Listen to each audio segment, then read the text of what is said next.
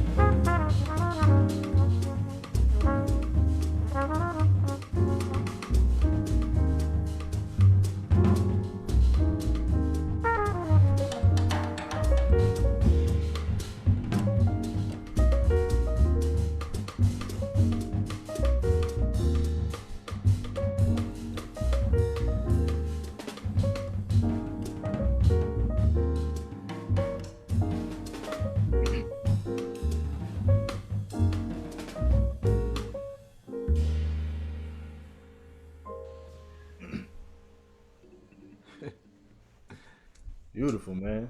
Thank you, thank you. Yeah, the band is Orrin Evans on piano, Uh-huh. Lucas Curtis on the bass, and your new bandmate, Obed Calver, Yes, sir. on the drums. You know, that little vamp at the end is that was sort of written to describe the feeling that I would get after the gig was over. Uh-huh. Like I'd be real relaxed because those gigs, as you know, they could be intense Right. depending on what the show is. And I would be relaxed, but still kind of excited because I was literally headed to somewhere else to either get into some trouble Right. or to go sit in with somebody. So that's what that tune was. Man, that's beautiful, man. And you know you capture so many moods in it in the composition. I mean the form of it is really interesting. Well, I mean how you wrote it, but just you know something I've loved about your playing is how not only how controlled you play, but you don't mind sitting in like the real pretty mid range of the trumpet. You know, like a lot of trumpet players stay up in the firing range of the trumpet all the time. Mm. You know, and not that you spend a lot of time there too, and to great effect. But you play beautifully in the mid range of the trumpet, and it's one of my favorite ranges of the trumpet. You play very melodically and beautiful in that register. You can hear it almost in the full man the melody out and the vamp. You stayed in a certain part of the horn for the most of the time, and it's beautiful sounding. Thank you, You man. get a lot of character down there, man. This is beautiful. I appreciate it. I try to treat the horn like almost like it's a piano. Like literally, I see it as one long range. Right, So I don't differentiate low to high. I just see it as all one big tool palette. right. Right. Beautiful, man. Beautiful. Great Sean Jones. If y'all out there have not checked out his music, you know, he has how many records on well completely. I know you've recorded a number for Mac Avenue, but Yeah. is that the total of your recorded output or did you do some before them? There are eight records that I've done for Mac Avenue, and as a side person, I've done a lot of stuff, and I've recorded as a leader for both the Cleveland Jazz Orchestra, the Pittsburgh Jazz Orchestra, and I'll be doing some recording uh, with the Baltimore Jazz Collective coming up here soon, which is something that I basically created to mirror the SF Jazz Collective. Beautiful, man. Beautiful. Let me ask you a question. Does in Baltimore is the Left Bank Jazz Society still active? Do they do anything anymore? They don't put on concerts, but those members are still heavily involved in varying organizations in the Mid Atlantic region. There is a Baltimore Jazz Society. They do a lot of stuff. Um, Keystone Corner has its own kind of connection there with Todd Barkin. And Right. so, as an organization, they haven't been doing a whole lot, but those folks are still around doing great things. Good, great, great. I mean, there's a great jazz legacy in Baltimore in that area. That a lot of great cats have played there, come from there. I mean, just And check out. Still, right, still still. Warren Wolf, Tim Green, Chris Fun.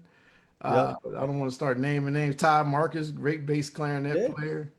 There's a yeah. lot of cats around here, man. Dennis Chambers lives around, I didn't know that. couple few block not a few blocks away, but a few miles down the road. So a lot of cats around. Corey Fonville Uh huh. in this area. Beautiful, A lot of beautiful. cats.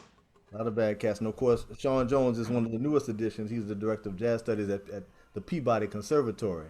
Hmm. You've been there for this is your second year there? This is my second full year. So two Second and a full year. half years I've been here. Beautiful, Yeah. beautiful. Man, let's dig some more into this beautiful playlist. Where you want to go next? Cool. I guess the next tune we could check out is appropriate for this time. It's our version of "Lift Every Voice and Sing." If you haven't voted and you're listening, please go vote. This is a very consequential election for a lot of different reasons. Please get out there and vote all the time. Vote in your local elections, Right. your state elections, and of course the national election, and really research who you're voting for. Don't just go and click a button because Right. you're a Republican or a Democrat. Really know who these people are because those policies affect our daily lives. This is our version of Lift Every Voice.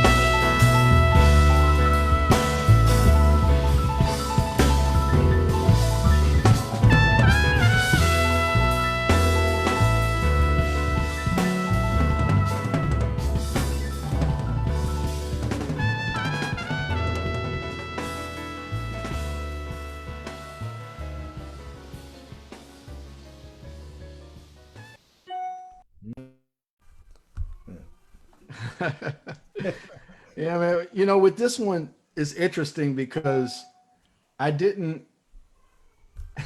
The whole album, it's on an album called Roots, and every now and then I go back and listen to my stuff, and I remind myself of why I did it. With the album Roots, I literally wanted it to be like a church service Uh-huh. from start to finish, but sort of in the abstract, not just beating it over your head.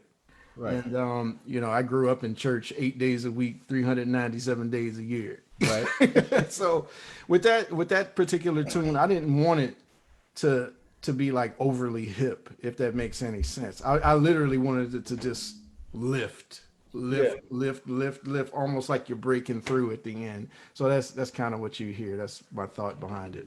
No, I get it, man. I mean, sure we all get it, man. And you're right. You didn't, you know how historically jazz musicians can overcomplicate things with harmony and chords and ways, grooves and stuff that we can do that we know how to do, when Yeah. we compose. And I think you made it. Yeah, it has a great balance to it, and again, I think it achieves exactly what you wanted. First of all, the melody is clearly stated, so you know what it is we're listening to, regardless of the all the harmony you put behind it. But it's clear, and then your approach is clear, man. You're just singing through the whole thing. It's beautiful. Thank you, man. I I appreciate think it. I think you achieved what you were trying to achieve on that. Thank you. And that was the first record that we did as the quartet that I've been working with. We've been working together almost 15 years now. And that was the first time we recorded together, Lucas, Oren, and myself. I pride myself on staying with the same cats. Yeah, As you know, that's hard to do these days. Everybody wants to do some type of all-star this and this project, this, and but I'm sort of, I guess, a little old school in that respect that I like to stick with the same people. yeah, yeah. Well, you get musical continuity that way. You know, Yeah, yeah, you chose them because you had a cohesion with them, but then that can grow through time. exactly. Playing with Yeah, it. and now, man, when we play together now, it's literally like we're sitting at the bar talking, but we're just doing it Right, with notes. I mean, it's that intense for us. So, right. And as we know, those conversations at the bar can be quite intense at times. So I understand on, the analogy. on many levels, on many levels, man. Yeah. Beautiful, man. Where do you want to go next? Um, the next tune I'll play is a tune. It's kind of funny, like the purpose up behind it. This is on the last record I did for Mac Avenue Records. It's a live record, and I actually wrote this tune several years ago, but I didn't realize that I had written it. I didn't remember. Uh-huh. I was hearing this bass line in my head, like, oh, that's kind of cool. Lucas will sound good on that. It'll be a nice, fun thing. It'll feel good. And I went back and looked through some of my old music, and there it was. I'd already written it. Right. So I decided to call it Lost Then Found. Right. So it features Lucas on it. And for those of you that know who the great Andy Gonzalez is, Lucas is one of Andy Gonzalez's students. And he's the bassist in the Eddie Palmieri band. Right. And Lucas really has a great feel for Afro-Cuban rhythms, for certain rhythms that come out of Puerto Rico. And I could put a little down south chocolate on it. So Uh-huh. you'll hear some of that. So this is Lost Then Found.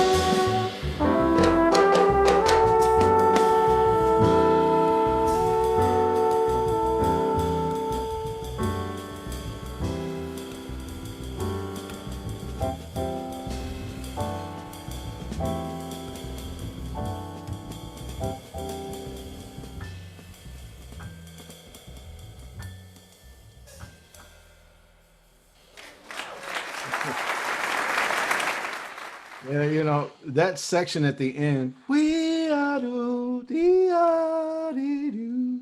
That's I was thinking specifically about my dear mentor, and we lost him several years ago, the great Charles Fambro. Uh-huh. Fambro likes to write tunes like that.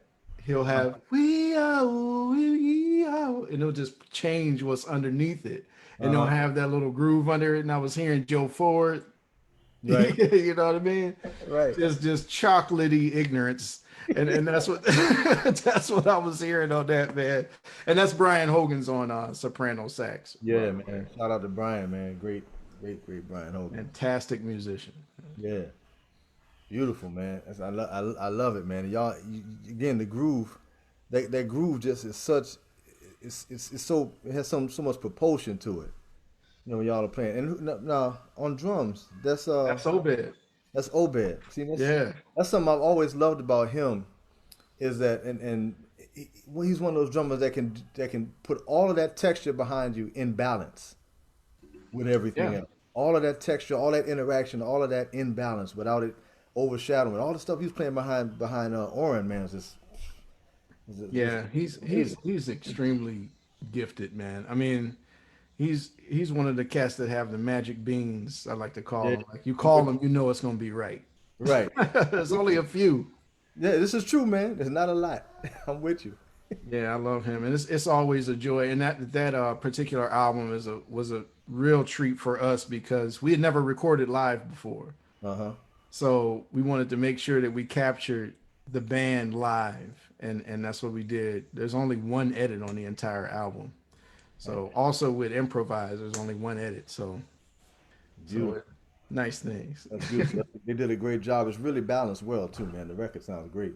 Thank you. Did it at St. Louis, live from the Bistro. Right at the Yes, at the bistro. Bistro. Yeah, we Yeah. were the first live recording there.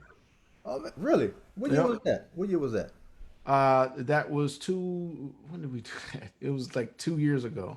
And they had never done a live record at the bistro all those Not years. not in that venue, not Oh, the in the new new bistro. one. I The got you. new Bistro, not in the new one. All right. Beautiful, man. So we did the test driving of all that equipment.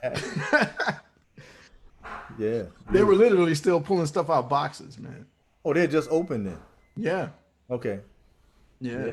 That was killing. Shout out to the Jazz Bistro in St. Louis. If y'all haven't been there, this is one of our country's premier jazz institutions, long-running jazz institutions, and it needs us to be continuously supported. I haven't talked to them about how they're doing, through the pandemic. I sure hope that everything is all right, and we look forward to getting back there. You know what's great about what they do is, man, and in some respects, they're a little like Jazz at Lincoln Center and SF Jazz in that they have a nonprofit arm to the organization. Right. So Right. they do a lot of education. In fact, when you get hired to play there as a musician, part of your duties, you have to go out and teach in the schools. And I love doing that. Yeah. So I hope that they're doing well during the pandemic as well. And shout out to Bob Bennett, my man, Yeah. my bourbon buddy, bourbon banter. That's my man. Yeah. Beautiful, man. Beautiful. Let's dive into this a little more, man. Where would you like to go next? Oh, I'm going to take you up a little, pick the tempo up a lot, and I'm going to play a tune that I wrote. I actually wrote it on the bus, man. Oh, I yeah? think I might have let you hear a little bit of it while I was writing it. And there was a section that goes that you said you liked, and I was like, okay, if he likes it, I know you said it must be all right.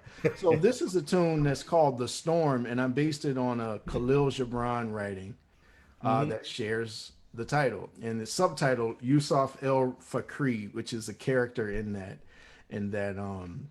writing, and he talks about the meaning of life. I was really into Khalil Gibran at the time.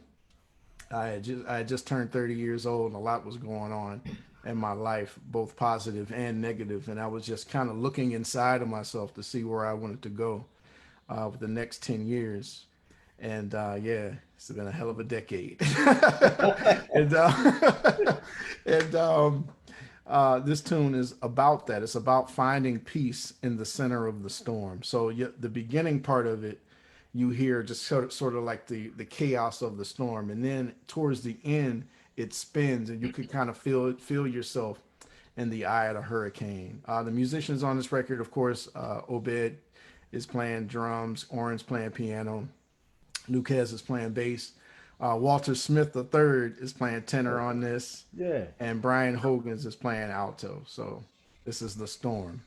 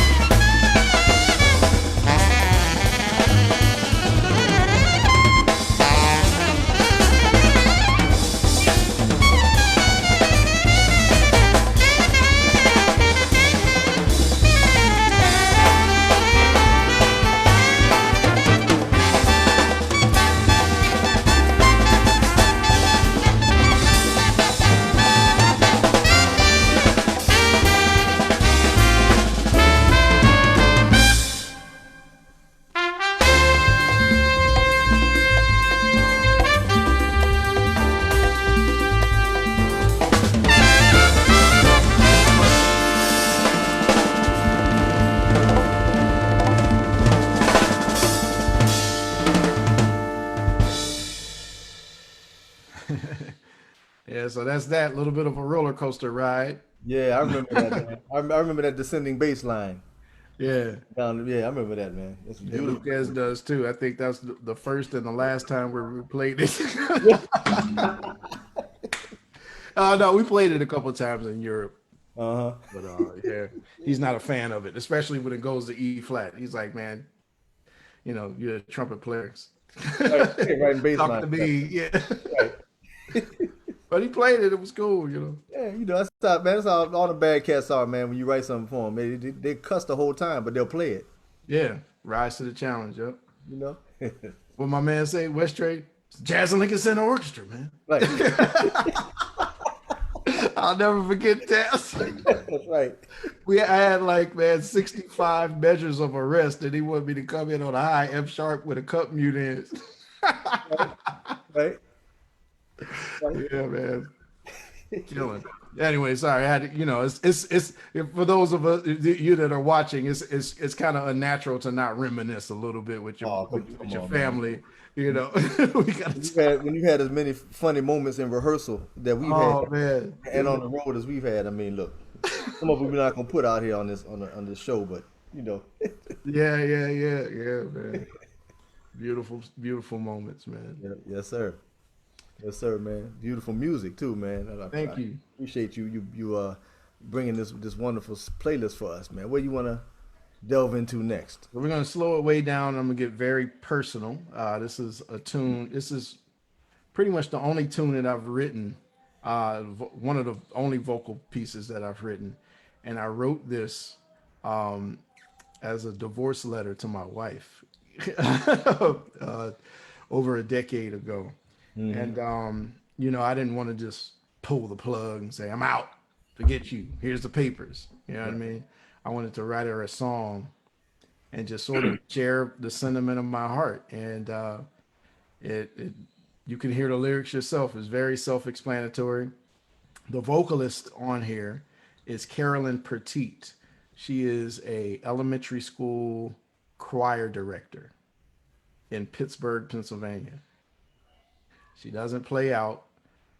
It'll be very hard for you to find her, but she is an amazing voice. And she did this tune in one take. This is the first take and only take that exists. Wow. So we hope that you dig this tune, Letter of Resignation. Get a little personal. If the screen goes black, I'm shedding a tear now. Letter of Resignation. You and I can testify that love is a test unending. Songs of yesterday, they never slip away. They stay in my memory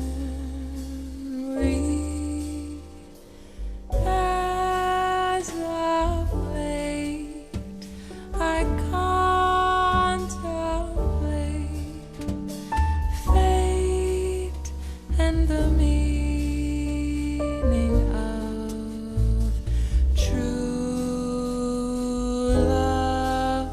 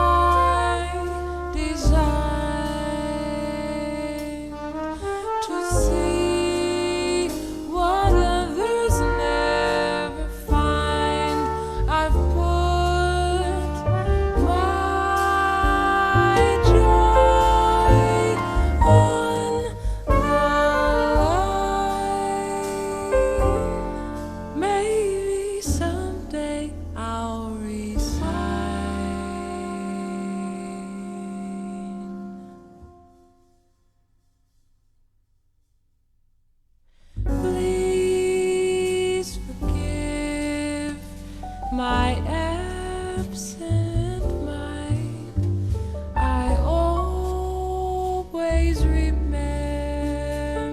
beauty. Oh, it was so grand to have and hold your hand. It stays in my memory.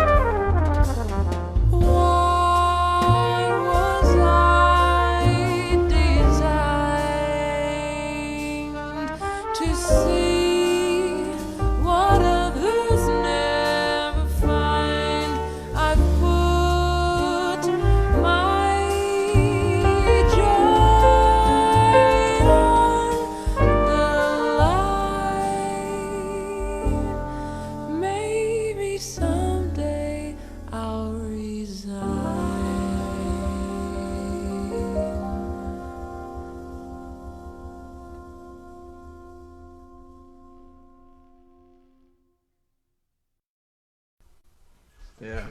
Man. Deeply personal. Yeah, man, that's beautiful, man. And she did that in one take. One take. That's the only take that exists of that tune. So there will never be another reissue second Right. take Mosaic version. set. When the mosaic set comes out, you're Yeah, no. not gonna find the second one. Right, Yeah, right. that's it. Man, that's beautiful. That's a beautiful song, and we can hear it. Those kind of life changing events, man. For creative people, they usually bring about something that we used to capture it and to deal with it and move on from it. Yeah, man. I Do mean, those kind of things. I got like 3 records ready to go from 2020. Tell me about it. Look. Bro, I mean, like literally, like Right. I mean, this is like one of the worst years, but also one of the best. My baby girl was born literally a day before the country shut down, March 12th. Wow. She was born, man, and it's weird because it's been a beautiful thing for me because normally I would be on the road, man. I'd be gone. Right. Right. And I've been able to watch her literally every day grow up and change, and it's been pretty magical. Although I miss playing with the cats, man, it's been beautiful. Been able to see her get older, man. So That's beautiful. lots of music coming for sure. Yeah. Well, man, I mean that tune also says something that's about your own spirit. Because I'm gonna tell you, boy, if I had written one about my divorce, it would probably have sounded more like Storm. It would have sounded like that one. Hey, man, that's the one I wanted to write. But, I was trying to avoid the alimony payment. No, let me write something nice. No, man. Beautiful, You, man. you do. We're musicians are blessed, man. We're fortunate in that we get to do 2 things. We get to heal the world. We get to heal ourselves too. And the Right. music, man, is a beautiful gift, man. No matter what's going on, no matter how hard the day is, to just sit down at the piano and let it go, man. It's a true gift, and I'm eternally grateful for it. And to be able to make music with cats like you, man. I mean, Applies to that. It's when I, that day, the day that we all got to face when we leave this world in this form, man, I hope that the good, the great universe, God, whatever you want to call it, I hope they give me at least 10 minutes to reflect, just so I can look back and say, wow, man, this happened.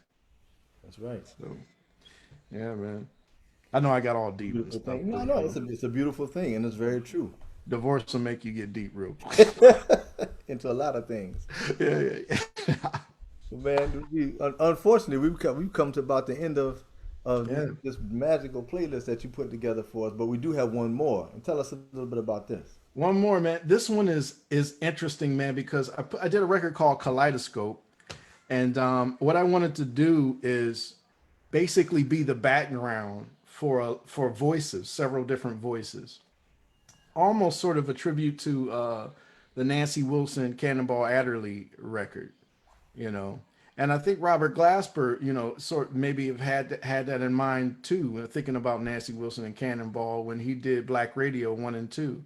And I wanted to do something that was similar. And Kaleidoscope is that album. It features Kim Burrell, a young Gretchen Parlato, JD Walter, Carolyn Petit is on there again.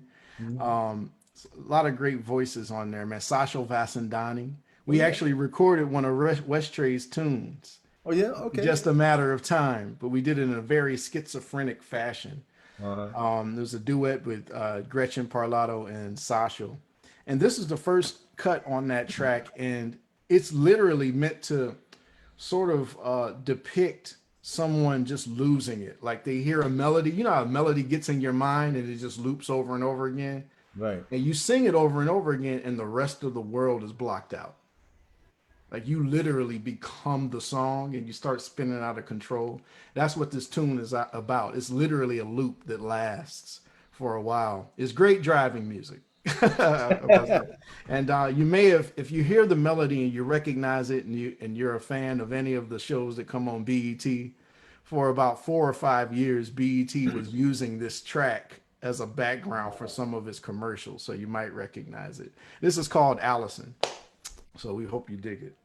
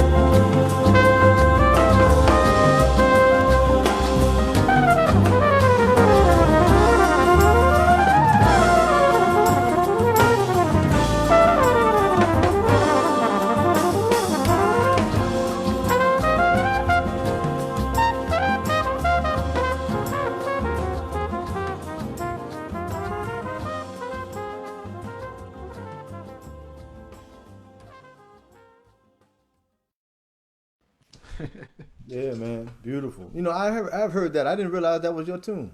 Yep. Yeah, I heard that before. I had no idea. It's beautiful, man. Thank you, man. Yeah, it's just meant to zone out. That's all it is. Zone out music.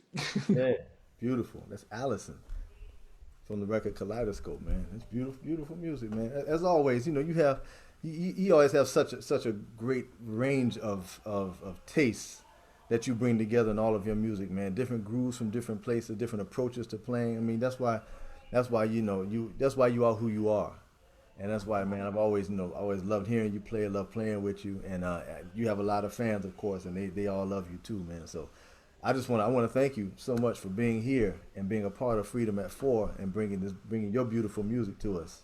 Thank you, man. It's been an honor, man, and the feeling is beyond mutual. I still enjoy, hearing those tunes that you wrote for the band. And oh my God, I'm still trying to learn how to play. I still got a copy of a lot of the book, the lead book. Oh, right. And I go back sometimes. I'm like, oh my God, he got some serious stuff on this. That's because that's what I was writing for.